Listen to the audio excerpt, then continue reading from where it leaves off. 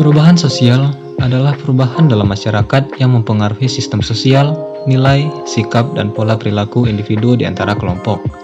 Setiap individu atau masyarakat pastinya akan mengalami perubahan baik di lingkungan masyarakat atau lingkungan keluarga. Perubahan sosial menekankan perubahan yang terjadi pada aspek kultural atau budaya dan aspek struktural masyarakat. Perubahan sosial ini berdampak terhadap kehidupan sosial sehingga memperoleh penghidupan yang lebih baik dan martabat.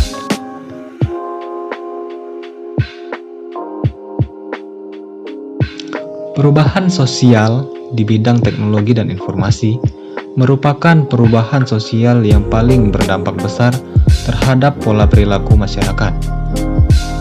Pada masyarakat sederhana yang dulunya menyampaikan informasi atau menyebarkan berita melalui koran yang terbatas pada suatu ruang tertentu, maka sekarang informasi atau berita tersebut dapat disebarluaskan melalui berbagai sosial media yang terdapat pada handphone maupun laptop kita.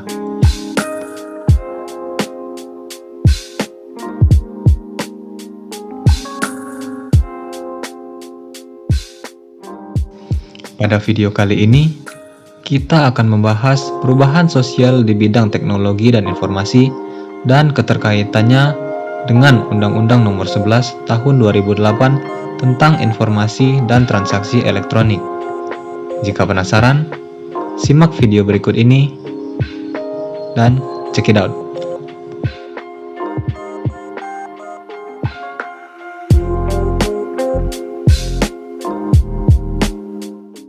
Perubahan sosial merupakan hal yang tidak dapat kita hindari di masa ini. Perubahan sosial dapat mengubah perilaku masyarakat sederhana menuju suatu masyarakat yang modern. Salah satu perubahan sosial yang sangat kita rasakan saat ini adalah perubahan di bidang teknologi dan informasi. Pemanfaatan teknologi informasi, media, dan komunikasi telah mengubah baik perilaku masyarakat maupun peradaban manusia secara global. Perkembangan teknologi informasi dan komunikasi telah pula menyebabkan perubahan sosial, ekonomi, dan budaya secara signifikan dan berlangsung demikian cepat. Teknologi informasi saat ini menjadi pedang bermata dua, karena selain memberikan kontribusi bagi peningkatan kesejahteraan, kemajuan, dan peradaban manusia, sekaligus menjadi sarana efektif perbuatan melawan hukum.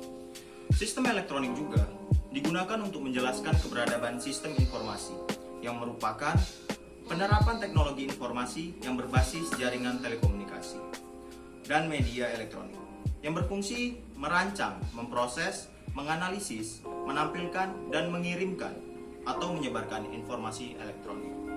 Sehubungan dengan hal itu, dunia hukum memperluas penafsiran asas dan norma pada sistem informasi dan transaksi elektronik ini. Karena dalam transaksi elektronik sering terdapat permasalahan baik di bidang pidana maupun perdata. Oleh karena itu, perlu diperhatikan lagi dari sisi keamanan dan kepastian hukumnya. Berdasarkan atas hal ini, maka dibentuklah Undang-Undang Nomor 11 Tahun 2008 tentang Informasi dan Transaksi Elektronik. Kali ini kita akan membahas perubahan sosial di bidang teknologi dan informasi dan keterkaitannya dengan hukum. Seperti yang kita ketahui, setiap peraturan hukum haruslah memiliki kemanfaatan. Pada video kali ini, kita akan membahas hubungan timbal balik antara perubahan sosial di bidang teknologi informasi dengan dibentuknya Undang-Undang Nomor 11 Tahun 2008 tentang Informasi dan Transaksi Elektronik. Perubahan sosial terbukti dapat mengubah pola perilaku masyarakat dari sederhana menjadi modern. Penyampaian informasi yang dulunya terbatas pada ruang sempit, sekarang informasi dapat tersampaikan secara lebih luas dan seakan tanpa batas.